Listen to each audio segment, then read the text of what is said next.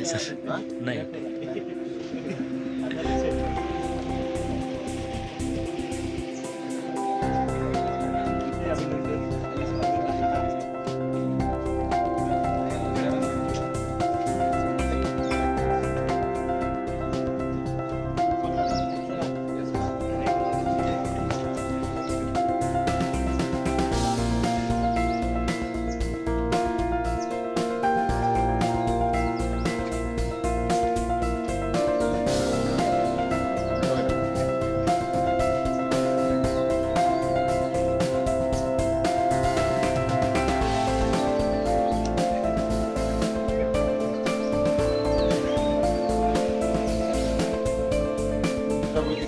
असं अशी आमचा धारणा आहे. म्हणून आज 21 मार्चच्या दिवशी आपण किल्ले शिवनेरी इथं प्लास्टिक मुक्ती करायचं ठरवलंय.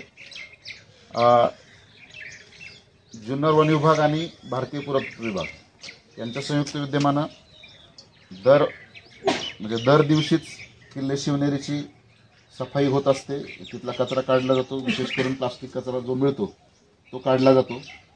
परंतु त्यासाठी वन विभागाचे जवळपास 15 ते 20 कर्मचारी आणि तितकेच भारतीय पुरातत्व विभागाचे कर्मचारी राबत असतात. ते त्यांचं कामच आहे. परंतु प्लास्टिक जाऊच नये किल्ल्यावरती, एवढ्या पवित्र स्थळावरती प्लास्टिक जाणं योग्य नाही. आजच्या दिवशीपासून 5 जूनपर्यंत म्हणजे पर्यावरण दिनापर्यंत प्लास्टिक बॉटल नेता येणाऱ्यावरती पाण्यासाठी, कारण उन्हाळा आहे त्यामुळे तेवढं फक्त हे केलंय.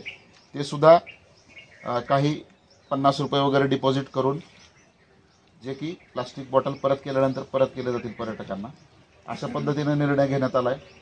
आणि मला आनंद आहे की आज या उपक्रमामध्ये नेहमीच वन विभागासोबत असलेले सह्याद्री गिरिवन संस्था, त्याचबरोबर Shivaji trail, rotary club Junnar, जुन्नरी कट्टा, जुन्नर पर्यटन विकास संस्था, स्वराज्य पर्यटन संवर्धन संस्था, अशा वेगवेगळ्या संस्थांचे प्रतिनिधी, पदाधिकारी राहुल जोशी, जितेंद्र हंडे, सुनील सोनपाटकी, राकेश पांडव, ओंकार टाके, अमोलजी कुंडे, राजेंद्र जिंद्रे, यशजी मस्करे, विजयजी कोल्हे हे सगळे या ठिकाणी उपस्थित आहेत.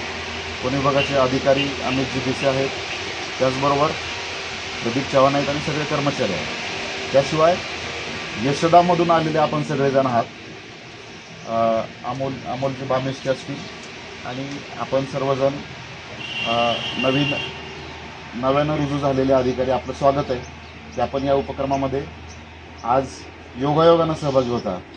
मला आशा आहे की आपण हा संदेश समाजामध्ये आपल्या माध्यमातून घेऊन जाल आणि आपली ही जी काही एक प्रकारची चळवळ या ठिकाणी आज सुरू करतो आहोत आपण, ही चळवळ जुन्नर तालुक्यातला फक्त शिवनेरी किल्लाच नव्हे तर बाकीचे किल्ले, गड किल्ले जे 7 आहेत, त्याचबरोबर वेगवेगळी पर्यटन स्थळं आहेत, नाणेघाट असेल, माळशेज घाट असेल आणि इतर पर्यटन स्थळं असतील, वेगवेगळ्या लेण्या आहेत, यांनासुद्धा आपल्याला प्लास्टिक मुक्त करायचं आहे. आणि जुन्नरमधलं पर्यटन हे एक आगळं वेगळं पर्यावरणपूरक पर्यटन होईल असा आमचा प्रयत्न असणार आहे.